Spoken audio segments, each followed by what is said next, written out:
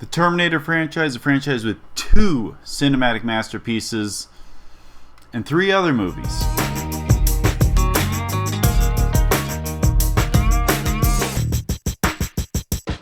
With Terminator Dark Fate coming to theaters this week, I thought it'd be a good idea to rank all 5 Terminator movies from the worst to the best.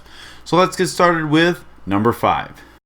Number 5 on my list is Terminator Genisys. Now, before making this video, I rewatched all the Terminator movies. I wrote notes on all of them. And looking at my notes after watching Terminator Genisys, I had almost nothing good to say about this movie. This movie has so much potential, but it's all wasted potential. Starts off really well, actually. Their battle sequences in the beginning of the movie are really fun. They actually remind me a lot of the flashback sequences in Terminator 1. And then it goes with the idea of, okay, Kyle Reese, we're going to send you back to 1984 to protect Sarah Connor. He gets there. It's an alternate 1984. It's an interesting concept. It really is. But they take it in such terrible directions throughout the entire way. The fact that Jai Courtney plays Kyle Reese doesn't work. The idea of a Terminator John Connor really doesn't work. Emilia Clarke as Sarah Connor, she's okay. Her performance is okay. How she's written is awful, though. Because instead of being written like Sarah Connor in Terminator 2, where she just outright shows you how awesome, how tough she is, how much she's changed since the first Terminator movie, this movie, it just has Sarah Connor telling you that she's tough and awesome. I mean, there's actual sequences where she's just talking to Kyle Reese going, oh, we've been training for years, we've been prepping, we're good to go, we're tough, we're awesome. Well, then show me this, you know? It never happens in this movie. This movie is just disappointment after disappointment.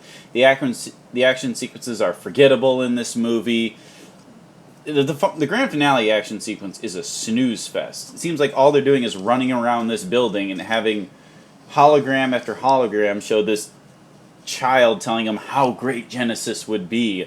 And it just drags it to a halt every time. Sitting there going, why do you need this? You're not going to convince the audience that Genisys is a good idea. This movie fails on all levels. It's a great idea for a concept, really. Having an alternate 1984 timeline, having an alternate Terminator 1 movie. But the execution of it is terrible, and it just falls flat. But what comes in at number 4? Number 4 on my list is Terminator Salvation. Now, Terminator Salvation should be a home run. The concept is great. You got Christian Bale playing John Connor. He's in the post-apocalyptic future of the Terminator franchise. He's running around shooting Terminators. How can this go wrong?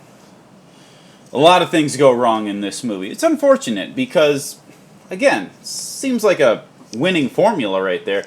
But just like Genisys, the execution in this movie is just terrible. And the worst part of this movie has to be the characters.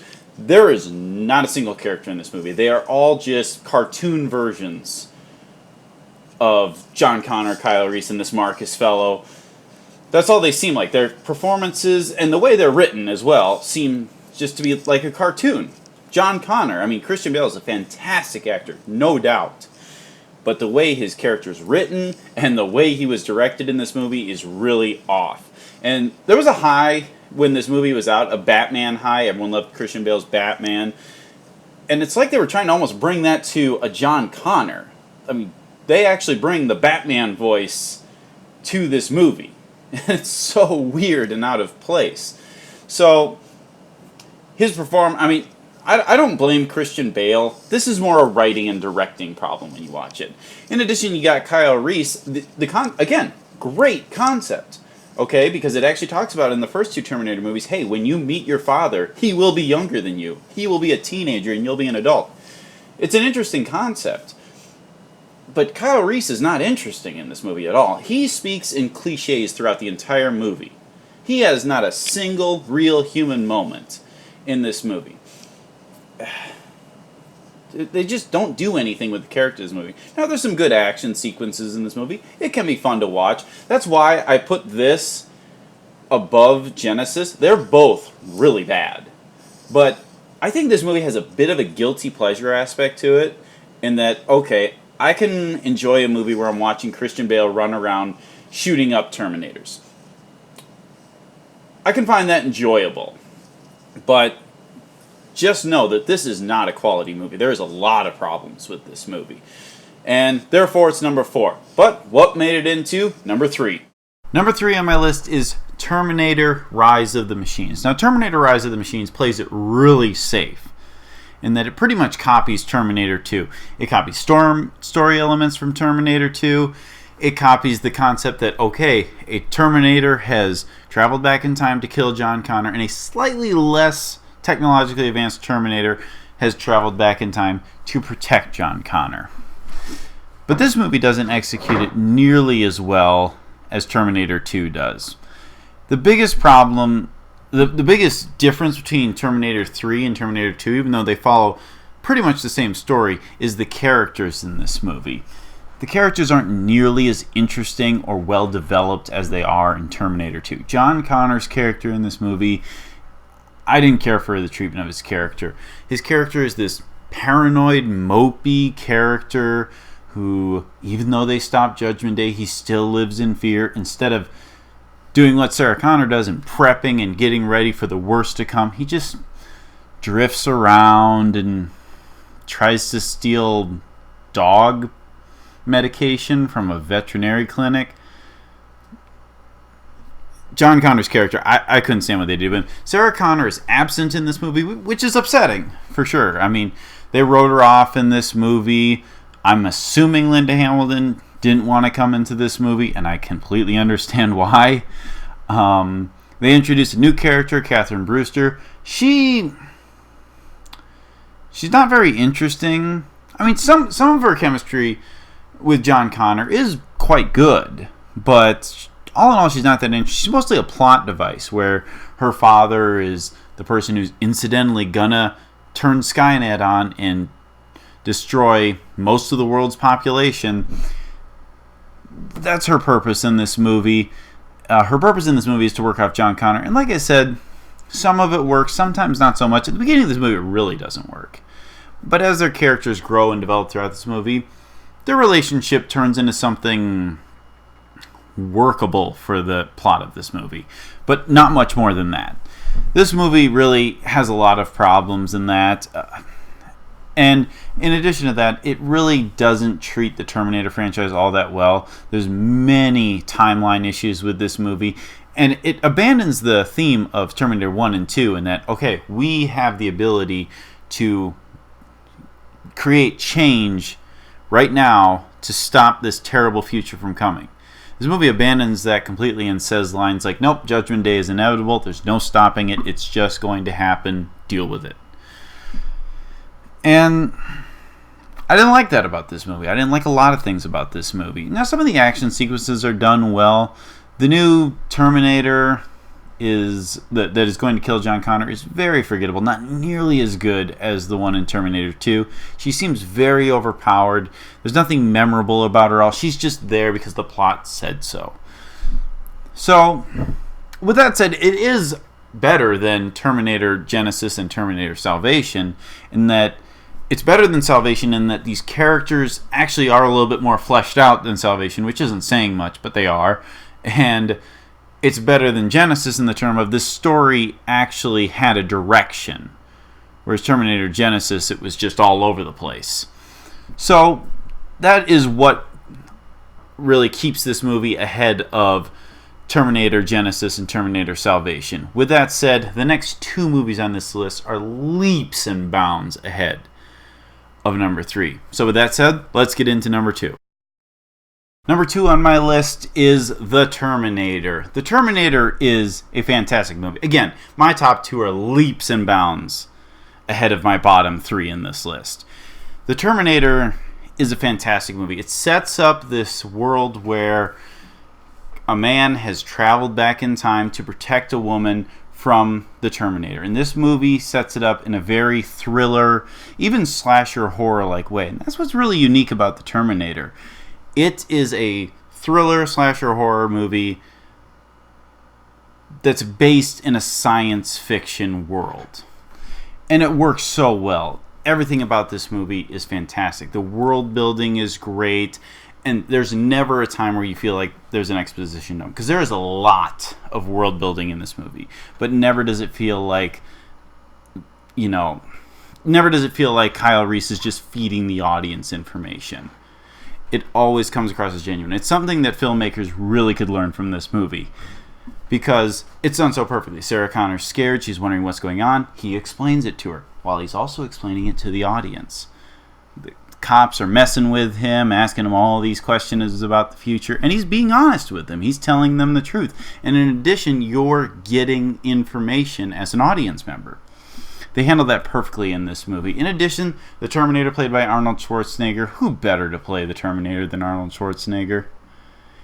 He does a fantastic job, because all he has to do is look really tough and really serious and shoot a lot of guns. And he does that perfectly in this movie. In addition to that, Sarah Connor, played by Linda Hamilton, does wonderfully in this movie, because there's two different kinds of Sarah Connor. There is Sarah Connor from the first Terminator movie. There's Sarah Connor from the second Terminator movie. Two very different people, but two people that you can believe after the events of the Terminator she would become who she is in Terminator 2. But who she is in the first Terminator movie is amazing. I thought Linda Hamilton did a fantastic job in this movie, because she is just your average everyday girl, and she's put in this absurd situation where this robot from the future is trying to kill her because of what her son will one day do. And Linda Hamilton does a fantastic job in this movie. She comes across so real and so genuine throughout the entire movie. She's fantastic. Michael Biehn as Kyle Reese is great. No Kyle Reese has ever done well in whether it's Terminator Salvation, whether it's Terminator Genesis. Both of those performances, no, not anywhere near Michael Biehn in the first Terminator movie. He is likable. He is a sympathetic character. You feel bad for him, because he's this guy that is just only known fear and war his whole life. And he has a slight ray of hope, and that is Sarah Connor. And that is so perfect, and his performance is done so well throughout this entire movie. I really have no complaints with this movie. Yes, some of the visual effects in this movie are a little dated, sure, but that's not something I take issue with, because even if maybe you look and you're like, that special effect doesn't look right, the acting and the camera work and everything else around it is done so perfectly that it still continues to keep that level of suspense up throughout the entire movie, and it's executed perfectly. But there's one Terminator movie that is even more perfect than the Terminator, and that is my number one pick. So what is a more perfect movie than The Terminator? Well, it's Terminator 2 Judgment Day. Terminator 2 Judgment Day is one of my all-time favorite action sci-fi movies. This movie is phenomenal. This movie gets everything right. It has a great story. It has great characters. It has great action sequences. And it has a really great message about humanity throughout this movie. This movie takes the first Terminator movie as a foundation and builds on it in such a wonderful way. Now, it's a bit odd when you think about the concept of having the first movie be more of a thriller slasher horror movie, and then the second movie being more of a sci-fi action movie. That seems like a weird transition.